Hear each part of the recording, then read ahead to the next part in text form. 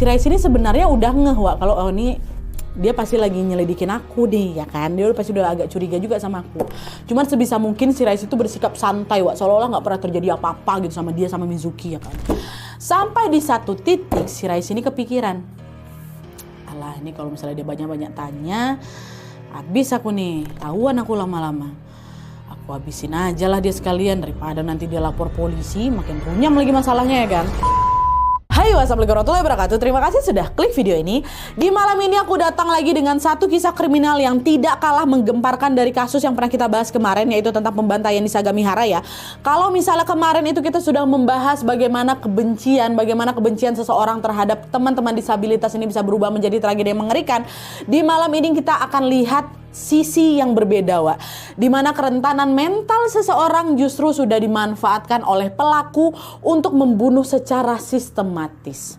Jepang, negara maju yang kita kenal rapi, yang kita kenal disiplin, ternyata menyimpan sisi gelap yang terus berulang, terutama soal bagaimana mereka memperlakukan orang-orang dengan kondisi mental tertentu. Menurut data dari National Police Agency Jepang, Wak, di tahun 2017 tercatat lebih dari 21.000 kasus bunuh diri, dan angka yang tinggi ini ternyata dimanfaatkan oleh satu orang pelaku untuk merencanakan kejahatan keji. Modusnya adalah pura-pura mau bantu orang yang bunuh diri ini, padahal aslinya dia ini cuma mau menghabisi korban-korbannya aja. Bahkan korbannya sampai 9 orang loh Wak. Dan karena aksinya ini dilakukan lewat Twitter, masih Twitter ya waktu itu ya, belum X, pelaku ini sempat dijuluki Twitter Killer. Nah, penasaran dengan gimana kisah selengkapnya? Jadi tanpa berlama-lama kita langsung masuk aja ke ceritanya. Check it out.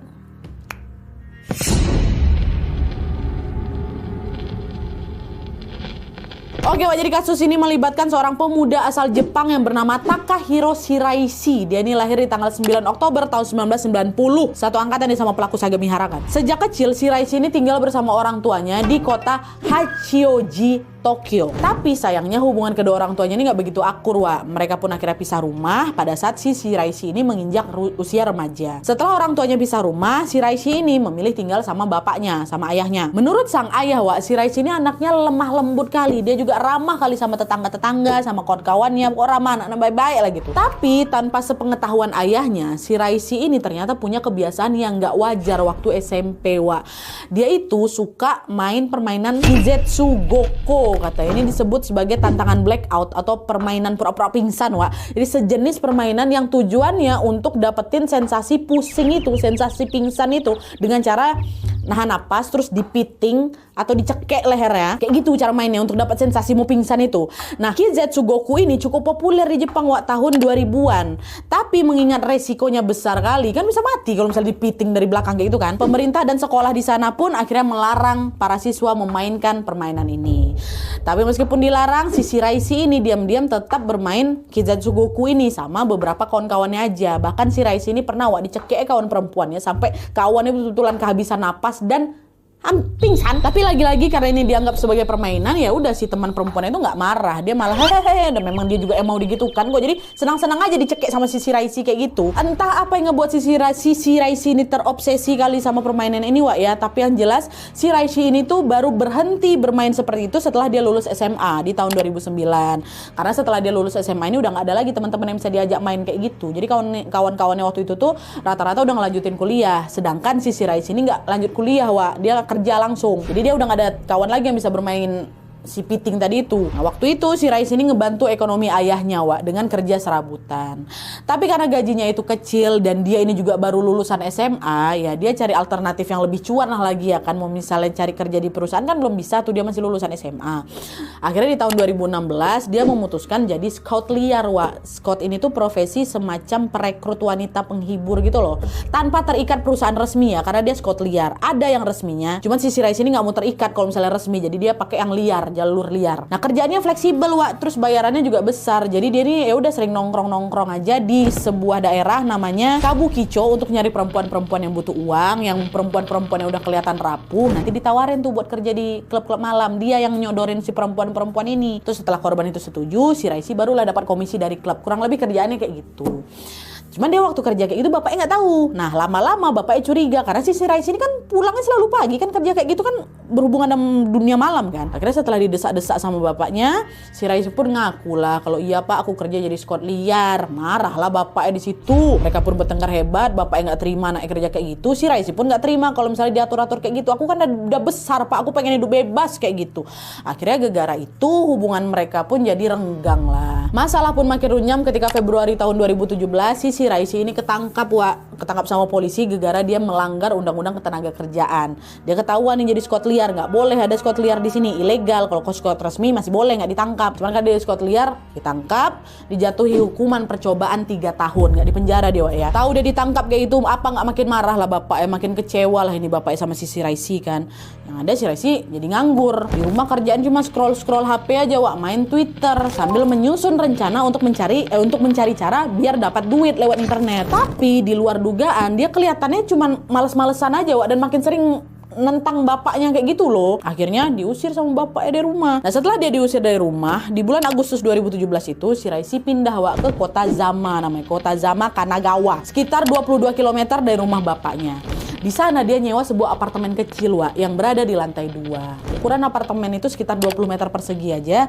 Terdiri dari satu ruang utama, lengkap dengan dapur dan juga kamar mandi. Terus ada satu loteng di bagian atas, jadi semacam ruang kecil untuk tempat tidur atau nyimpan-nyimpan barang lah kayak gitu ada di situ. Nah gedung apartemen yang disewa sama si Raisi ini nggak terlalu besar juga. Jadi satu gedung itu cuma ada 6 unit katanya. Jadi bisa dibilang tetangga apartemen si Raisi ini juga nggak banyak-banyak kali. Jadi suasana sekitar apartemen itu juga nggak begitu rame. Dan hal inilah yang memang dicari sama si Raisi ini karena dia selain malas ketemu banyak orang ya, dia ini juga lagi butuh suasana sepi. Untuk apa? Untuk melanjutkan rencananya mencari uang secara instan lewat Twitter tadi. Tapi siapa sangka rencana itu justru ngebawa si Raisi ini masuk ke dalam kegelapan yang jauh lagi lah pokoknya. Rencananya apa? Masuk.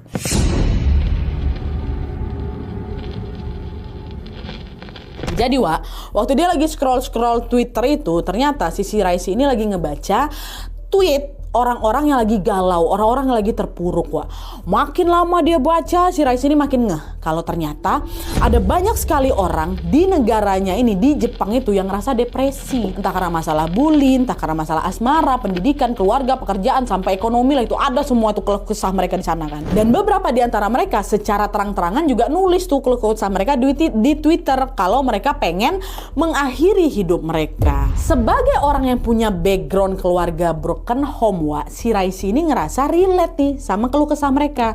Tapi di situ bukan yang ngasih semangat ke mereka, si Raisi ini justru ngide untuk memanfaatkan kelemahan orang-orang itu supaya bisa dijadikan sumber cuan. Dari situ dia nyusun rencana lah ini rencana penipuan dengan kedok konsultasi. Ya, caranya dia ini bakal mancing tuh calon-calon korbannya lewat Twitter tadi. Dia pura-pura simpati sama orangnya, terus dia bakal ngajak orangnya itu untuk ke apartemennya supaya bisa konsultasi langsung dan juga tinggal bersama dia. Nanti waktu si korban ini udah tinggal sama dia bakal minta si korban untuk bayar sejumlah fee, termasuk bayarin biaya sewa apartemennya sebagai jasa konsultasi itulah. Itu rencana awalnya dia Nah untuk menjalankan rencananya, di bulan Agustus itu juga, Agustus 2017, si Raisi pun bikinlah akun Twitter baru kan Nah di bio akun Twitter itu si Raisi nulis, saya ingin membantu orang-orang yang benar-benar membutuhkan bantuan, silakan DM saya kapan saja. Itu bionya. Maksud dari bio itu, si Raisi ini bersedia dampingin katanya ya, dampingin orang-orang yang lagi punya masalah mental. Jadi dia bakal ngedengerin semua curhat-curhatan mereka dan akan memberikan masukan buat mereka. Itu katanya jasanya Nah selain dia nulis di bionya, si Raisi ini juga nge-tweet banyak hal lah gitu, khususnya tentang kesehatan mental. Itu macam strategi marketing dia kan. Dan tanpa disangka, karena isi tweetnya itu memang relate sama masalah orang-orang di Jepang akun barunya si Raisi ini pun mulai banyak di follow orang tuh. Dan dari sekian banyaknya followers ada satu orang yang nge-DM si Raisi. Nah si orang ini, orang pertama ini adalah perempuan namanya Mizuki Miura, usianya 21 tahun waktu itu. Mizuki ini mulai curhat lah kan tentang masalah hidupnya lewat si Raisi. Aku kayak gini, aku gini. Dan lama-lama obrolan mereka ini ternyata nyambung Di situ, ini korban pertama nih ya. Di situ kelihayannya si Raisi ini mulai kelihatan. Entah dia ini belajar dari mana ya. Dia tuh macam tahu betul lah cara gimana ngomong yang bisa nyentuh orang yang lagi rapuh kayak gitu. Dengan ketikan lembut, nada lembut, dengan penuh empati palsu itu dia bilang, udah tenang aja, aja, aku bakal selalu ada buat kamu, aku nggak mau kamu sendirian, apapun yang ingin kamu lakukan bilang aja sama aku bakal ngedampingin kamu, gitulah kan. Gak cuman itu aja, si Raisi next step, dia lanjutlah nawarin si Mizuki ini untuk tinggal bareng di apartemennya. Dia bilang kalau aku akan nemenin kamu di masa-masa sulit kamu, udah kamu tinggal aja bareng aku, kamu bisa konsultasi sama aku kapan aja, katanya dia. Padahal aslinya mah enggak, wah, dia tuh cuman mau manfaatin si Mizuki aja biar Mizuki tuh tinggal sama di apartemennya, terus Mizuki akan ngebayarin apartemen sama biaya hidup sehari-harinya dia. Tujuan awalnya dia kayak gitu. Cuman waktu diajak tinggal bareng kayak gitu, Wak, Mizuki nih ya mau-mau aja dia, gegara dia nganggap oh ya udah aku dapat teman ngobrol yang nyaman nih. Dia juga nggak menghakimi. Aku juga ada macam percaya kali lah dia sama si Shiraishi ini, Wak. Setuju si Mizuki, mungkin karena Mizuki udah sedesperate itu, sekesepian itu dia kan. Setuju aja dia. Jadi hari itu juga lah dia langsung, Wak, pergi ke alamat apartemen yang sudah dikirim sama si Shiraishi ya di kota Zama itu. Nyampe lah ini kan Mizuki di sana, Shiraishi langsung memperlakukan si Mizuki dengan dengan ramah, dengan perhatian, dengan pokoknya sampai-sampai si Mizuki tuh nggak sadar loh kalau misalnya dirinya ini lagi dimanipulasi sama si Shiraishi. Bahkan pas si Shiraishi ini bilang, aku boleh nggak pinjam uang kamu untuk bayar sewa apartemen aku, kamu bisa tinggal di sini, cuman itu masalahnya aku belum ada uang untuk bayar apartemen. Dibayar sama Mizuki santai, dari keluarin waktu itu sekitar 50.000 yen, 60 juta rupiah ya di tahun itu, dikasih ini nih buat ngelunasin biaya sewa apartemen kamu, yang penting kita bisa bareng di sini. Maksudnya bareng itu bukan romantis, Wak, ya, tapi kayak aku bisa bareng kamu, punya teman apa segala macam. Nah di situ si Shiraishi pun pura-pura oke baik, ini aku nggak enak sih sebenarnya sama kamu, tapi aku pinjam dulu ya, nanti kalau misalnya uangku sudah terkumpul aku bakal ganti uang ini, minggu depan aku ganti bahkan, kata dia gitu. Dah habis apartemennya dibayar sampai lunas nih ya, karena udah dapat duit dari si dari si Mizuki, mereka tinggal bareng lah di sana. Mizuki tinggal di situ. Selama tinggal di sana, Wak, Shiraishi itu selalu dengerin curhat-curhatannya Mizuki, dia menjalankan lah profesinya itu kan. Tapi lama-lama muncul ketakutan di kepala si Shiraishi, Wak. Dia mikir gini, alam cemana nih, seminggu lagi bentar lagi nih, gimana kalau Mizuki tiba-tiba minta balikin uangnya, aku mana lah ada uang sebanyak itu, kata dia. Panik si Shiraishi di situ, Wak. Soalnya dari awal tuh memang dia nggak punya niat mau ngebalikin duit itu, dan yang lebih bikin dia khawatir gimana kalau misalnya Mizuki ini sadar dia lagi ditipu, terus dia malah dilaporin ke polisi.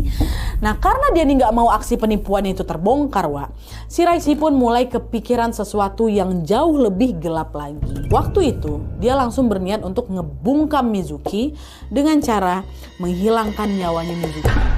Ya, betul. Jadi seminggu setelah dia tinggal bareng, tepat di tanggal 22 Agustus 2017, si Shiraishi ini pun menjalankan rencana jahatnya itu. Di hari itu seperti biasa si Shiraishi ini ngajak lah Mizuki ini kan ngobrol santai berdua di ruang tamu apartemennya. Udah ngobrol-ngobrol apa segala macam. Nah, waktu lagi asik ngobrol itu, Shiraishi duduk dekat ke Mizuki. Wah, langsung, Wak, jeki eler, seolah-olah lagi kayak apa? Lagi main Ketsugoko tuh loh, yang waktu itu dia sering main sama kawan-kawannya, digitu kan ya Mizuki berontak lah, lepaskan aku, tapi gara-gara tenaganya nggak kuat buat ngelawan si Shiraishi, jadi dalam beberapa menit aja, Wak, Mizuki langsung kehilangan napas bukan pingsan lagi, mati dia, meregang nyawa di tempat. Begitu kan ya dengan permainan apa sih Goku tadi itu, nggak berhenti di situ aja, Wak, ya. Setelah mastiin si Mizuki ini udah nggak bernyawa, si Shiraishi dia ngambil gergaji, dia ambil pisau dapur, dipisah-pisah kan ya itu tubuhnya Mizuki di kamar mandi itu, kalian. Dan proses pemotongan ini, Wak, nggak selesai dalam hitungan jam aja pastinya. Shiraishi butuh waktu itu 3 hari sampai akhirnya semua bagian tubuhnya Mizuki ini terpisah-pisah. Bayangkan, setelah terpisah-pisah, si Shiraishi pun masukkanlah potongan-potongan tubuh itu ke dalam cooler box. Kotak es, tau kalian kan? Ditaruh di situ. Dan cooler box itu ditaruh gitu aja di ruang utama. Dah, dia beresin lagi apartemennya seolah-olah nggak terjadi apa-apa. Bisa tiba-tiba sedingin itu dia, Wak. Bahkan tetangganya juga nggak ada yang curiga, Wak. Mereka nggak ada denger yang aneh-aneh, mereka nggak ada cium aroma aneh dari apartemen Shiraishi. Dan waktu itu si Shiraishi ini sempat kayak macam naruh pasir bekas pup kucing gitu loh, Wak, di dekat pintu apartemennya untuk menyamarkan bau mayatnya Mizuki sewaktu-waktu gitu. Soalnya juga udah 3 hari kan, pasti juga baunya udah keluar, tapi nggak kecium sama tetangga ya. Nah, dah nih, 1 korban udah ya. Selang beberapa hari setelah Mizuki itu dieksekusi, Wak, pacarnya Mizuki yang bernama Sogo Nishinaka ngerasa khawatir gara-gara Mizuki kok nggak bisa dihubungi, kan pacar dia kan. Nggak bisa dihubungi selama hampir semingguan. Nah, Sogo ini jadi ingat, Wak, kalau sebelum dia lost contact, Sogo ini pernah ngebaca curhatan Mizuki di Twitter yang secara tidak langsung macam mengisyaratkan kalau dia ini pengen mengakhiri hidupnya. Nah, dari situ Sogo akhirnya kepikiran lah untuk nge-login akun Twitternya Mizuki. Kebetulan dia tahu pula username sama passwordnya si Mizuki, Wak. Login lah dia. Dan begitu dia login, Wak, Sogo langsung curiga sama riwayat obrolan Mizuki sama Shiraishi, Wak, di DM. Dimana di sepanjang obrolan itu kelihatan kali kalau si Shiraishi ini macam lagi menghasut Mizuki untuk tinggal bareng di apartemennya.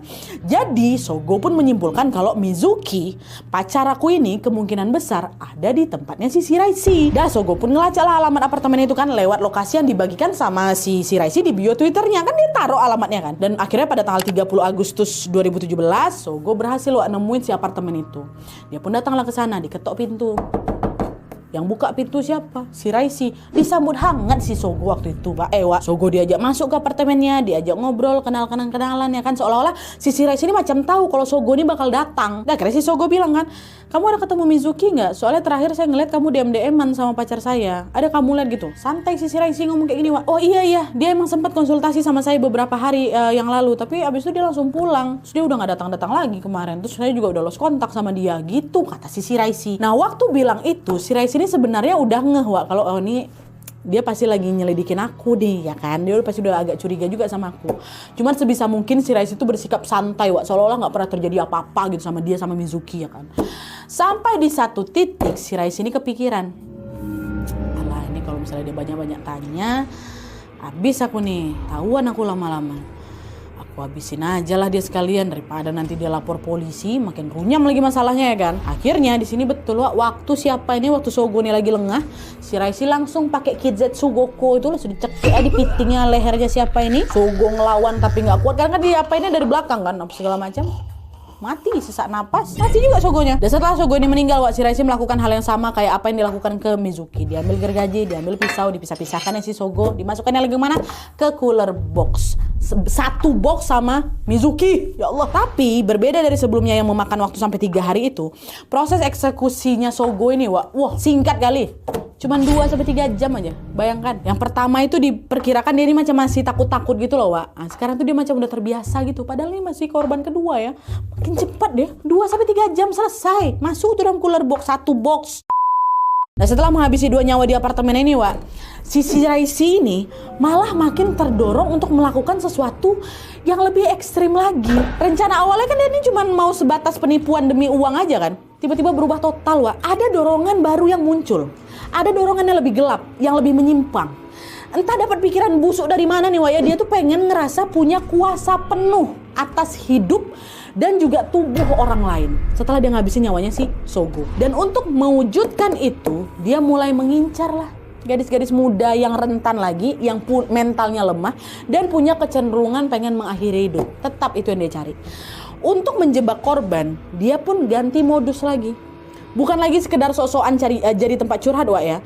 Tapi dia ini akan pura-pura nawarin bantuan untuk orang-orang yang mau bunuh diri. Aslinya enggak, itu cuma topeng aja. Dia bilang mau ngebantu kan, tapi aslinya dia tuh cuma pengen mancing mereka untuk nanti akhirnya dihabisi nyawanya. Terus dia pengen kalau nanti udah kuhabisi, mau ku perkaos lah dia. Dia punya keinginan itu tiba-tiba, Wak. Gak main-main loh, setelah dia punya pemikiran itu, si Shiraishi ini langsung nyiapin beberapa cooler box. Beberapa cooler box dia beli, dia taruh lah tuh. Angsur-angsur dia taruh, dia stok itu di apartemennya. Buat apa? Buat nyimpan korbannya nanti. Seolah-olah dia ini udah tahu ini bakal jadi rangkaian kejahatan yang panjang gitu. Betulan, Wak, dia punya keinginan itu tiba-tiba. Nah, untuk mengeksekusi rencana yang berikutnya ini, Wak, Shiraishi ini pun bikin akun Twitter baru tuh. Namanya Hanging Pro. Di bulan September 2017, September langsung dia gas. Mirisnya, untuk menarik perhatian orang-orang yang berniat mengakhiri hidup, Wak, si Shiraishi ini nulis di deskripsi bio profilnya itu lebih ekstrim lagi. Bunyinya, saya punya pengetahuan tentang cara mengakhiri hidup. Jika kamu betul-betul sedang kesulitan, silakan DM saya. Saya ingin bantu. Maksudnya bantu bukan untuk menenangkan lagi, Wak, ya. Bantu untuk memberitahu bagaimana caranya. Kayak gitu. Dan gak cuma itu aja, Wak. Shiraishi ini juga mulai nge-tweet berbagai hal yang berkaitan sama penghilangan nyawa. Mulai dari alasannya hingga teknis pelaksanaannya. Seolah-olah dia ini pengen menunjukkan kalau dia tuh pakar kali lah sama urusan mengakhiri hidup. Dia ngasih kesan bahwa dirinya ini siap menjadi penolong tanda kutip buat siapapun yang udah putus asa. Bahkan nih, Wak, ya, di salah satu tweetnya yang dia posting di tanggal 17 September 2017, si Shiraishi ini sempat menulis hal yang sangat-sangat spesifik dan sangat sensitif soal cara mengakhiri hidup. Tapi aku nggak akan bacain isinya di sini kayak gimana, Wak, ya, karena menurutku hal kayak gini nggak pantas disebar ulang. Apalagi kalau cowok yang amit-amit sampai disalahgunakan. Tapi pokoknya intinya nih ya, dari situ, dari tweetnya itu, kita bisa lihat betul seberapa jauh niat dia untuk ngelakuin semua hal ini. Kayak gitulah. Nah, berawal dari tweet itulah, tweet yang aku bilang tadi itu, tweet cara yang dia bilang spesifik kali itu, berawal dari tweet itu, mulai banyak orang yang penasaran sama akun baru nih, Hanging Pro ini. Sampai akhirnya akun barunya Sissy Raisi ini di-follow oleh 468 orang, sorry. Dan rata-rata followersnya Sissy Raisi ini memang punya